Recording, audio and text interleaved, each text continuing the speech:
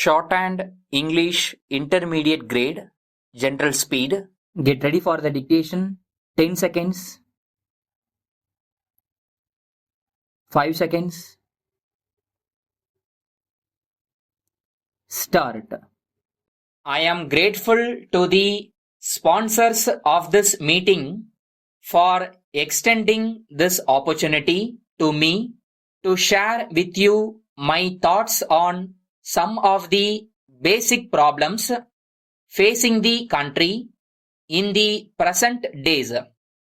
At the outset, I would like to make it very clear that the views that I express today are purely personal and do not in any way reflect the policy of the government. I would very much like to talk to you the problem of unemployment. I have chosen this subject deliberately as is of great relevance to us in the present time.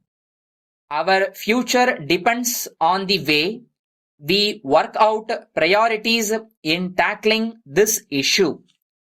Ever since we embarked on planning a scientific and massive scale, we have undertaken many far-reaching measures in the economic, social, and educational fields in the country. In spite of the progress that we have achieved different fields, we find that some of the basic issues still remain unsolved.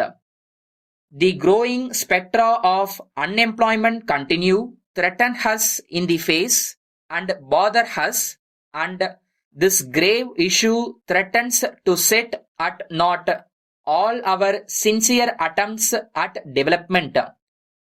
Before independence, we had only one priority, and that was to achieve political freedom.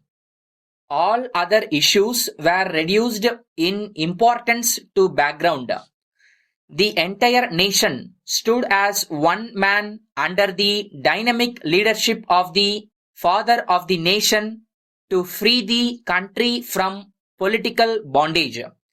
It was considered for realizing this objective, no price was too great.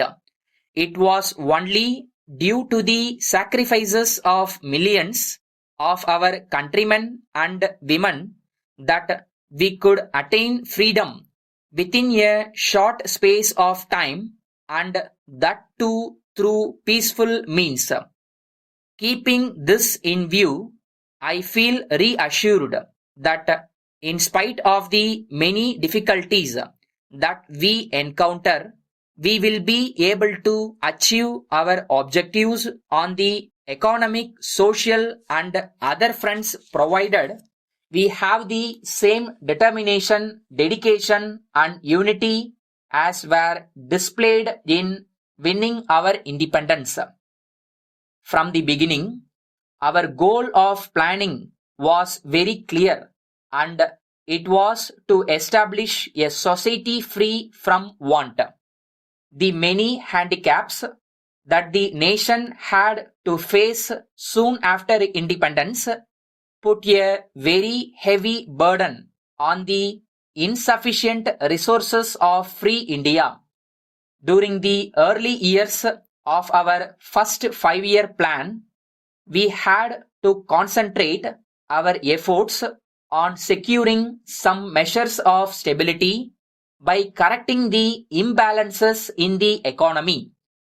It was realized from the beginning that we had to reach the social and economic objectives through more rapid growth of the economy by increasing productivity of the weaker and widening opportunities of productive work and employment to the common man, and particularly the less privileged sections of the society. All these have to be achieved through peaceful and democratic means.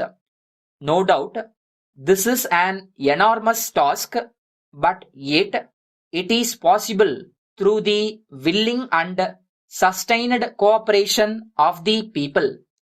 The various plans that have been in execution have initiated large-scale programs of social and economic development. Dear Sir, we thank you for your prompt settlement of our claim for damages through the leakage of the waste pipe running through our premises, and we attach particulars of the stock of articles that were spoiled by the water.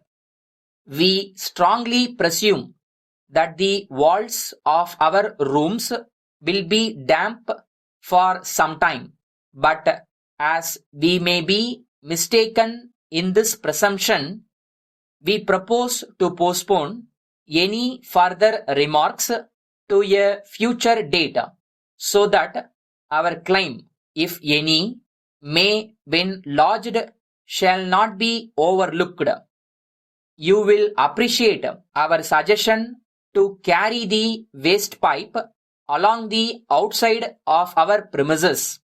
We are certainly anxious to avoid a repetition of the trouble, and it will be safer if the pipe is taken as far outside from our stock rooms, and this will relieve our anxiety. We wish to suggest that before starting the work of removing the pipe outside, you may obtain the consent of the other tenants. If you like, we shall be glad to act on your behalf in an appeal to the other parties for any permission that may be required to execute the job. Thanking you and looking forward early reply. Yours faithfully,